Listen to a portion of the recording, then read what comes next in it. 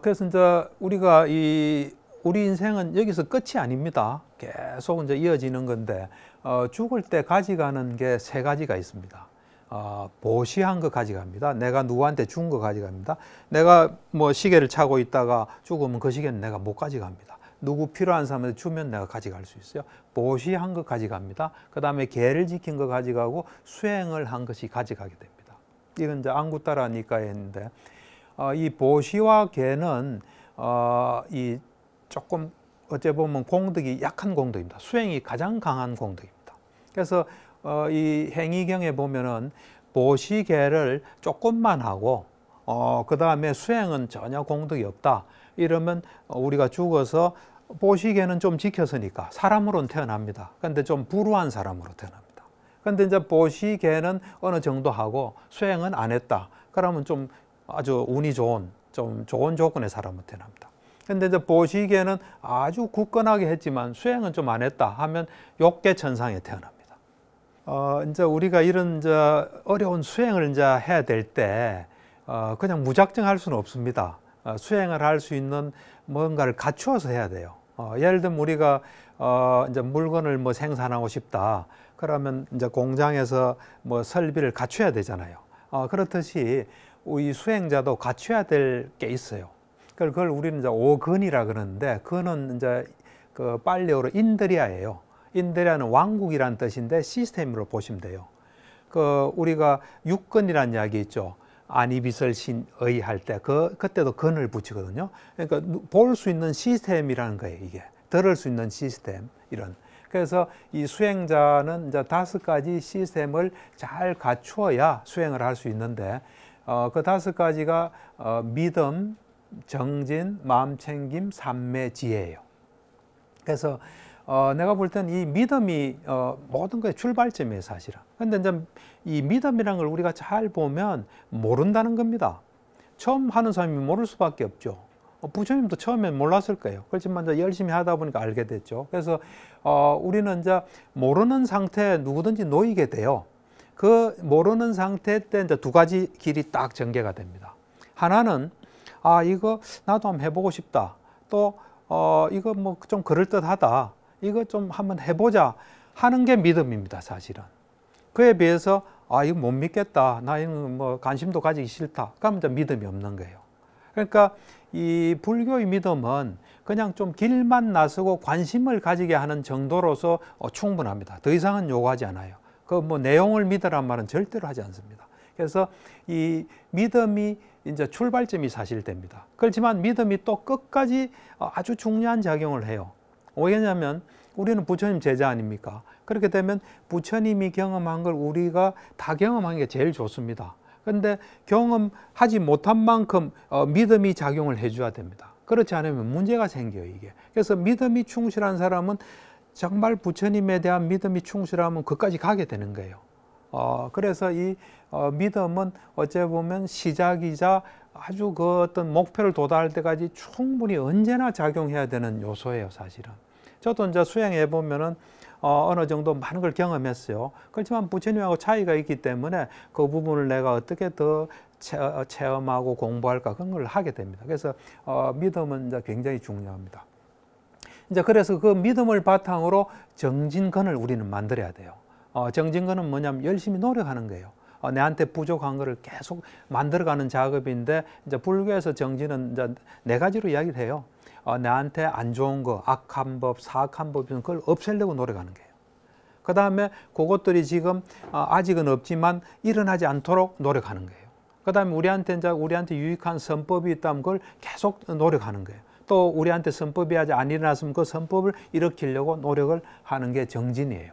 그래서 믿음을 바탕으로 정진을 하고, 그리고 이 마음 챙김은 사실은 믿음 정진의 그 순간에도 마음 챙김이 역할을 하는 게 제일 좋습니다. 마음 챙김은 우리가 이제 이 사띠라 그러는데 2가지가 있어요.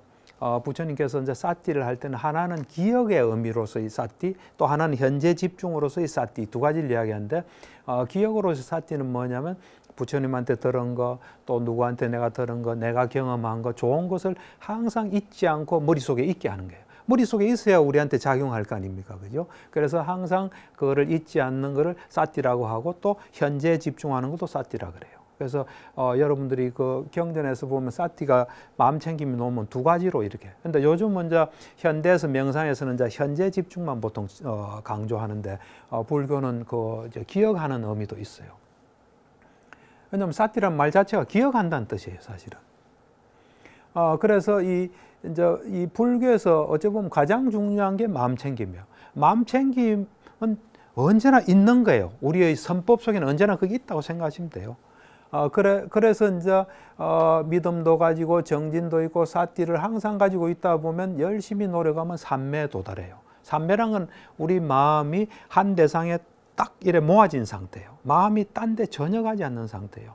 그래서 마음이 다른 데 가서 어떤 괴로움이나 이런 게 전혀 없는 심해탈 상태예요, 사실은 삼매가. 그래서 마음이 완전히 집중돼서 딴 데 안 가고 마음이 이래 딱 한 곳에 모여있기 때문에 괴로움도 없으면서 마음이 엄청난 힘을 가지는 상태예요. 그때 우리가 삼매를 얻으면은 지혜의 눈이 생겨요, 사실은. 우리 어떤 안이비설신이 이런 감각기관으로 감지할 수 없는 것을 지혜의 눈이 이제 이래 보기 시작하는 겁니다. 그래서 이제 이 삼매 이것도 굉장한 중요한 요소예요. 사실은 요즘은 뭐 이 마음 챙김으로 끝나는 경우가 많아요. 요즘 명상 이런 데서는. 그러니까 불교에서는 고가적으로는 이것도 굉장히 훌륭합니다. 마음 챙김도. 그렇지만 그건 한계가 있기 때문에 삼매를 닦을 수밖에 없어요. 그래서 이제 이 삼매가 굉장히 중요하고 삼매를 바탕으로 지혜가 생기는 겁니다. 물론 뭐 지혜는 세속적인 지혜도 있고 수행적인 지혜도 있고 마음 챙김에 대한 지혜도 있고 하지만 보통 차원 높은 지혜는 삼매로부터 생긴 게 지혜예요. 그래서 이런 것들을 충분히 자기가 가질 수 있도록 하고 언제나 그게 발동할 수 있는 상태로 만들어야 돼요. 그래서 그래야 우리가 진정한 수행자가 되는데 요때 이게 이제 균형을 잘 맞춰야 돼요. 마음 챙김이 중간에 있죠. 여기 이제 중앙추라고 보시면 돼요. 중심추. 이거는 언제나 모든 것이 언제나 마음 챙김이 없으면 안 되니까요. 그래서 언제나 있어도 상관이 없습니다. 그렇지만 이제 믿음과 지혜는 서로 조화를 잘 이루어야 돼요. 믿음만 있고 지혜가 없으면은 맹신으로 갈 수 있어요. 그리고 또 믿음은 또 흔들릴 수가 있어요.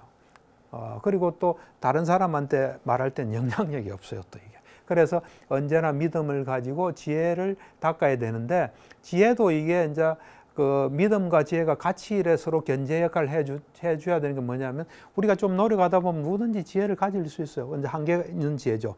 그때 부처님에 대한 믿음이 뚜렷하면 나는 요까지는 지혜가 있지만 이건 없다. 그래서 이 겸손한 마음이 되고 언제나 노력하는 마음이 되는데 이 믿음이 약해지고 하면은 내가 대단한 걸 얻었다 하고 교만해지기 쉽습니다. 그러고 거기에 안주할 수 있어요. 그래서 이 믿음과 지혜가 조화를 이루어야 되고 정진과 삼매가 또 서로 조화를 이루어야 돼요. 정진은 막 열심히 하는데 그러다 보면 덜 떨 수도 있고 또 심한 경우는 상기가 될 수도 있어요. 이 상기병인 사람들을 보면 대부분 정진이 좀 과도한 경우예요. 그럴 때 이 삼매가 이 정진을 잘 잡아줄 수 있고 또 삼매는 또 마음이 편안하고 번뇌가 없는 상태이기 때문에 물론 이 삼매도 대단한 경지지만 그때 또 우리는 약간 이 좀 올려주는 북돋는 노력을 해야 될 수 있어요. 그럴 때 또 정진이 필요할 수 있어요. 그래서 요 5권은 다 이렇게 좀 조화를 이루는 게 굉장히 중요합니다. 수행이나 불교에서 볼 때 모든 선법, 유익함은 다 두 가지의 기반을 둔다고 보시면 됩니다. 하나는 열심히, 게으르지 않고 열심히 하는 거. 또 하나는 지혜롭게 주의를 기울이는 거. 지혜로운 주의. 그래서 열심히 하면서도 이상하게 하면 곤란하거든요. 지혜롭게 하면서 열심히 하는 거. 이 둘이 가장 중요합니다. 그래서 수행처에 가서도 내가 수행 잘하면 어떻게 해야 되나 그걸 지혜롭게 잘 알아서 해야 됩니다. 자기 뭐 열심히 한다지만 그게 뭐 맞지 않으면 나중에 큰 나쁜 결과가 옵니다. 그래서 이제 이 정진 아까 우리가 열심히 하면서 지혜롭게 해야 된다 할 때 열심히에 해당되는 정진인데 정진을 어떻게 해야 되나 하는 것에 대해서 이제 잘 알려주는 재밌는 경이 하나 있습니다. 이것도 안구따라 니까에 나오는 경인데 게으름과 열심히 정진함의 사례경. 그래서 요 8가지를 게으른 사람과 열심히 하는 사람이 차이가 있습니다. 첫 번째 이제 뭐 비구들에 해당되지만 우리한테도 적용이 될 수 있습니다. 비구들도 뭐 청소도 해야 되고 당번도 해야 되고 뭐 일을 해야 되지 않습니까? 그렇게 이제 일을 앞뒀을 때 부지런한 비구는 이렇게 생각합니다. 아, 내가 일하는 동안에 수행을 할 수가 없다. 그러니까 지금 시간이 있을 때 수행 열심히 하고 그다음 일하자. 이렇게 딱 생각해요. 그리고 이제 그 일이 끝나면 또 열심히 하는 사람은 아, 내가 수행하면서 일하면서 수행을 못했다. 지금 수행을 또 열심히 하자.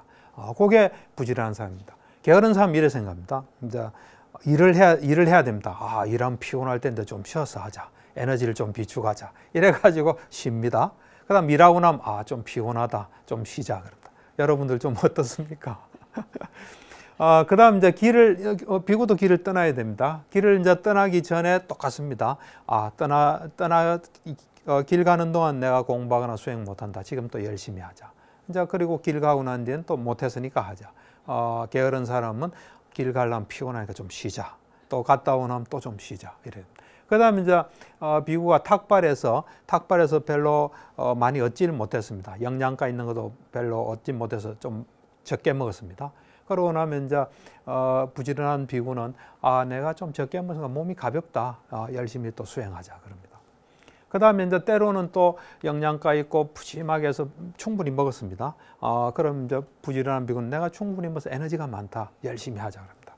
이제 게으른 사람은 탁발에서 못 얻으면 뭐 이게 잘 못 먹어서 힘이 없다. 좀 쉬자 그럽니다. 그다음 많이 먹고 나면 또 좀 쉬자 그럽니다.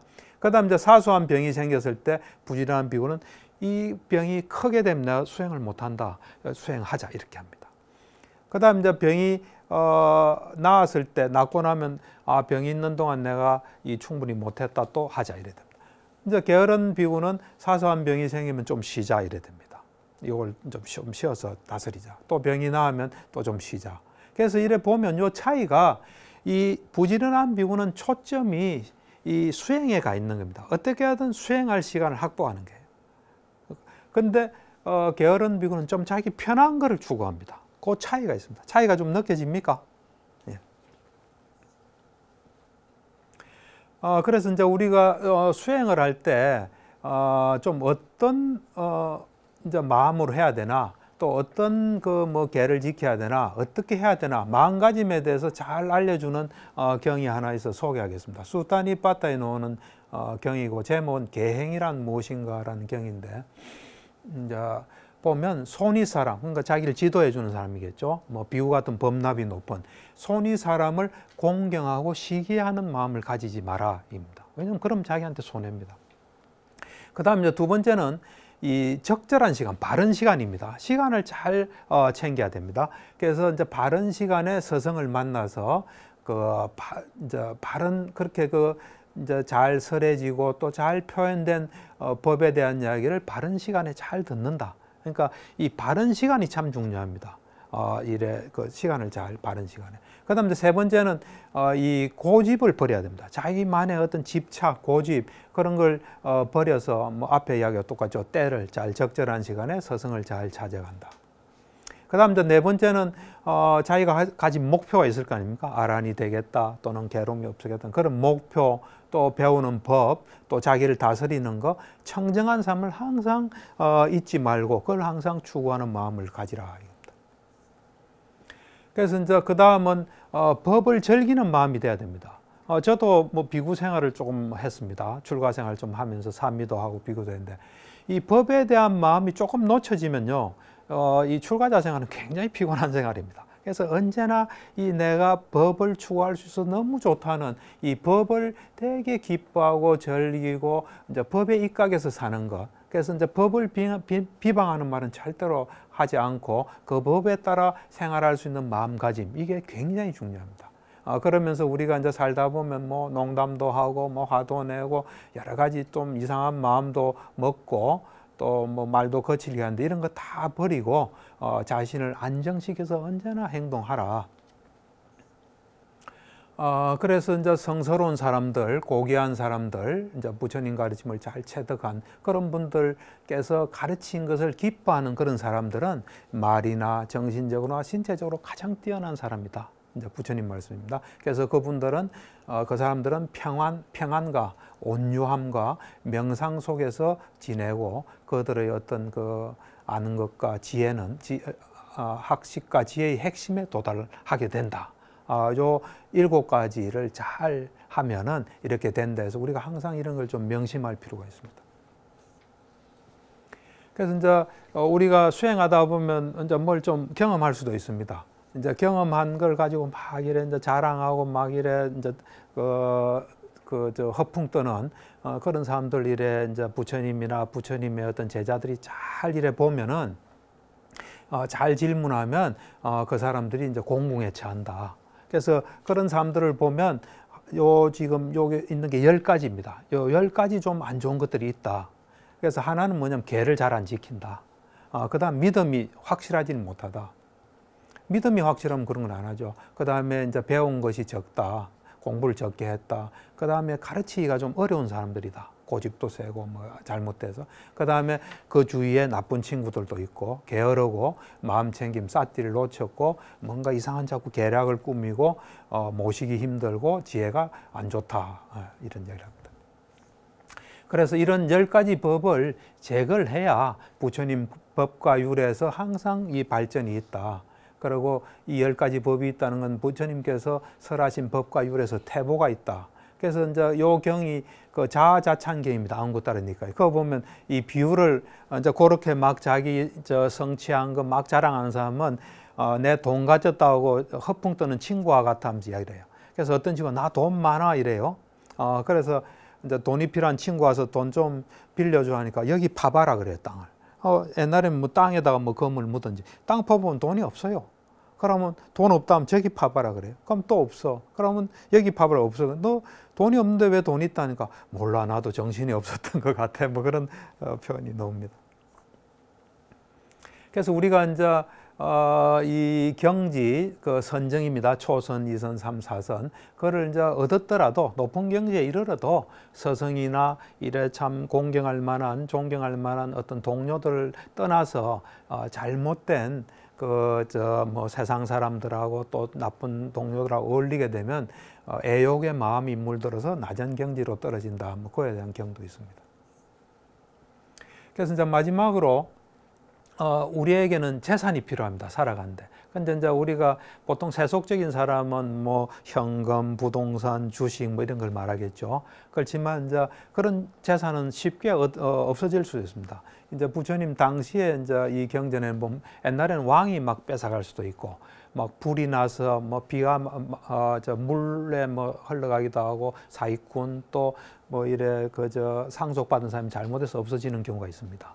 그래서 세속적인 재산은 그런 데서 없어질 수 있지만 이 7가지 재산 요거를 우리가 가지고 있으면 어떤 경우에도 그건 없어지지 않고 언제나 편안하게 살 수 있고 존경받고 어렵지 않게 살 수 있다 하면서 부처님께서 7가지 재산을 만들어라 그래요.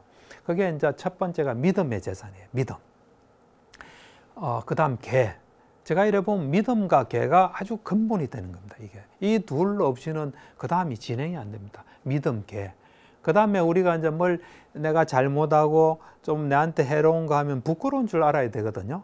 그 부끄러운 줄을 모르는데 그 부끄러움을 아는 것도 또 하나의 재산이에요. 그 다음에 그런 걸 할 때 정말 두려움이 있어야 돼요. 부처님께서는 이 부끄러움과 두려움 이걸 굉장히 중요시해요. 너를 보호하는 큰 2가지 법에 대해서 너 뭔가 잘못할 때 부끄럽고 두려움 이 이야기를 해요.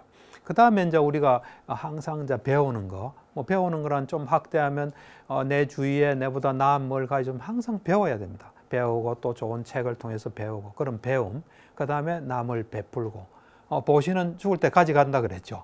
그 아주 훌륭한 재산. 그다음 이 배우고 베풀고 그 다음에 이제 지혜를 갖는 이 재산을 여러분들은 이제 가져야 됩니다. 그래서 뭐 시간이 그냥 훌쩍 간 것 같아요. 오늘은 수행이 과연 뭘 의미하고 우리는 왜 수행해야 되고 또 어떤 자세로 수행을 하는지에 대해서 이야기를 했습니다. 그리고 다음 시간에 이제 구체적으로 어떻게 수행할 건가 하는 수행에 대한 구체적인 이야기를 하겠습니다. 경청해 주셔서 고맙습니다.